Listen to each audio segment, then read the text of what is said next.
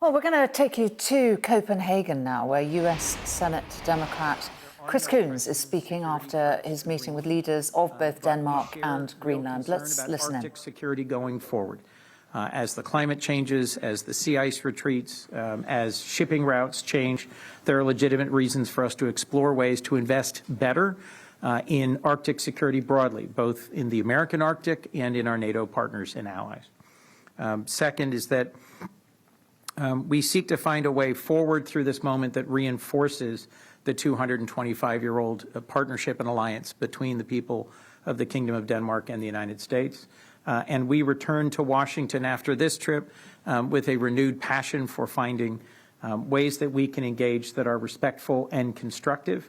It was made very clear to us, as it has been repeatedly over the years, that if the United States seeks to invest in partnership respectfully with the people of Greenland in accessing possibly newly available critical minerals or rare earths, that would be welcome, and that in partnership with the Kingdom of Denmark, if we wish to increase our investments in Arctic security, that would be welcome.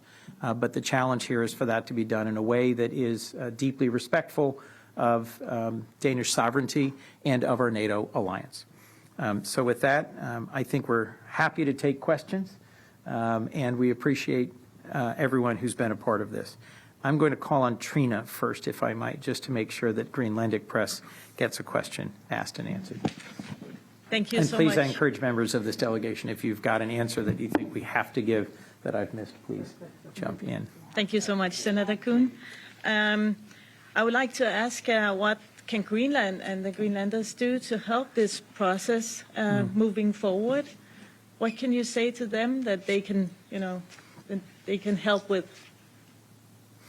First, I just hope that you will reinforce that this is a respectful and constructive delegation that came more to listen than to talk.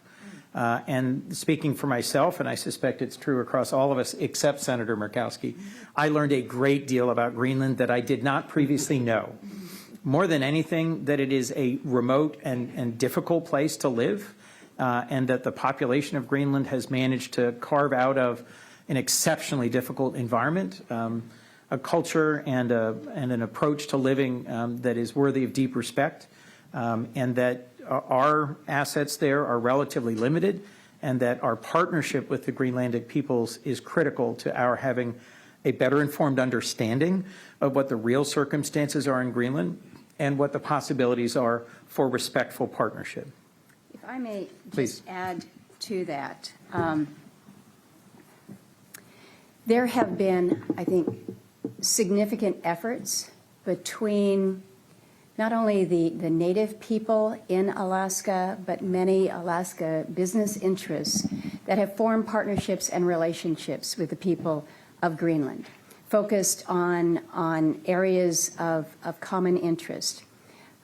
We understand what it means when small communities are visited by a large cruise ship where the population of the tourists on the cruise ship is 3 times more than the population of your community, and how you still maintain the identity of a community when you have those visitors come in. So we've been sharing some best practices. Our fishermen have been talking to Greenlandic fishermen about how we deal with changes in ocean and the environment.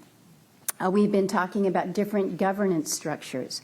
I would encourage the Greenlandic people, keep those avenues of dialogue and partnership open. Oftentimes, when our capitals are in conflict, when the words are perhaps hard to translate at that level, it is at the sub-regional level that we are able to have that level of civility, of optimism, and forward movement that is positive. So I would offer that to the people of Greenland. The second thing that I would suggest is, just as Senator Coons has shared, there is so much that this delegation has learned about not only Greenland, the island, the territory, but about the Greenlandic people. And yesterday when we met with the parliamentarians, one of the things that was so moving was when a young parliamentarian shared the concept of ownership as an indigenous person of Greenland understands it. It is not the same concept that most people in Western society may relate to. So understanding the culture, the people, and only the Greenlandic people can do that. Only they can really share their stories, their lifestyle, and what it means to be part of a very harsh environment in challenging conditions, but that's who you are. And so to suggest that you might want to go move to an easier place doesn't make sense. So share those stories with not only the United States, but share them with the world, because the eyes of the world are on Greenland and Greenlanders. Let's not forget the people. Thank you, Lisa.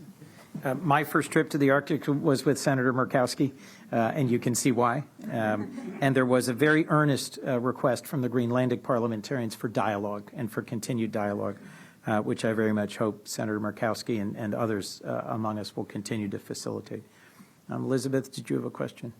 Yeah, Elizabeth Miller from the New York Times. As you know, Donald Trump has said that he wants to own or take over Greenland because, quote, that's what I feel is psychologically needed for success. I mean, right now, you're a part of a delegation that is engaging in traditional diplomacy, reassuring an ally. You are doing what has traditionally been done for years and years in a crisis like this. But given that Donald Trump seems to have a psychological need for Greenland, which he says, how can you counter that with traditional methods, especially when so far publicly there have been minimal Republicans opposing this? Well, Elizabeth, thank you for the question. I can't speak to President Trump's psychological needs. That's really not my goal here. Your question, though, is repeating something he has said. I'll say this. One of the things that's been made clear to us is that the people of Denmark are very anxious, are quite concerned, and the people of Greenland even more so, and that this current tone and tempo of statements about acquisition is not constructive. I think I speak for every senator and House member here in that we deeply value NATO, and that this 80-year-old alliance, this partnership, has been absolutely critical to the United States' security and prosperity and success. I was at the NATO summit, as was Senator Shaheen, Senator Tillerson, and others. This was a remarkably successful NATO summit last year at The Hague. NATO has dramatically stepped forward. Denmark, the Kingdom of Denmark, is now spending 3.2% of its GDP on security. NATO, in some ways, should be celebrated and embraced as being stronger than ever. Greenland is a part of Denmark. Denmark is our NATO ally. That should be the end of this discussion, in my view, because I think to do or say anything that puts at risk our trustworthiness as an ally is fundamentally strategically dangerous for the United States. So in recent conversations with ambassadors from other countries, from the Indo-Pacific, from throughout the world, if we do or say things as a nation, and I'm speaking as a senator, if I do or say something that causes a close and trusted NATO ally, there is almost no better ally to the United States than Denmark. If we do things that cause Danes to question whether we can be counted on as a NATO ally, why would any other country seek to be our ally or believe in our representations? In terms of my psychological needs, knowing that the United States is a respected and trusted ally and partner around the world is a core part of what, speaking for myself, I'm trying to accomplish. And, I'll let others in the delegation disagree if you do, but I think a lot of our security as a nation has rested on our being trustworthy. We're the Article I branch. We are having active conversations amongst ourselves about what is the wisest course of action. If nothing else, I think de-escalating the level, tone, and frequency of rhetoric around this and injecting some reality about what are the actual circumstances of the security threats. There are no current security threats to Greenland. how can we best navigate Arctic security together with NATO? And how can we best navigate access to newly emergent resources around the world together?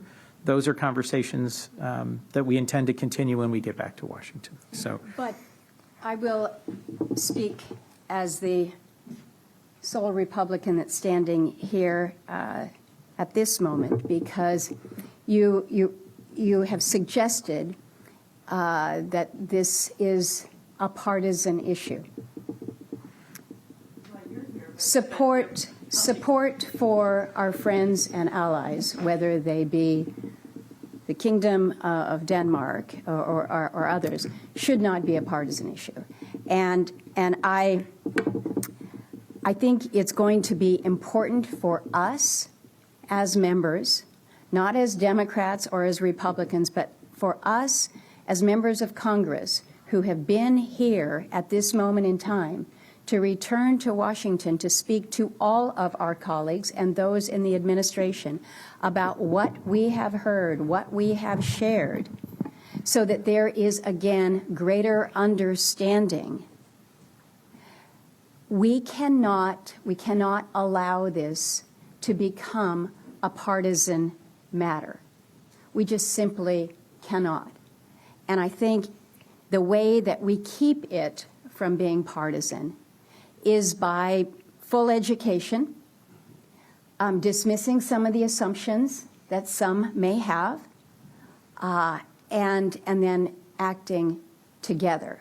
So you're not seeing a lot of Republicans here today. And I'm not going to give you the details of other members' schedules, but Senator Coons, quite honestly, you put this trip together pretty quickly. very quickly. This is a period where the House members all have to go back to work this next week. And so we doubled the size of the Codel literally overnight. And I don't think that the absence of Republicans is because they don't care about this issue or they have already decided what side of the fence that they may be. So I would not take that as an indicator of support or lack of support. But we do have our work to do when it comes to education.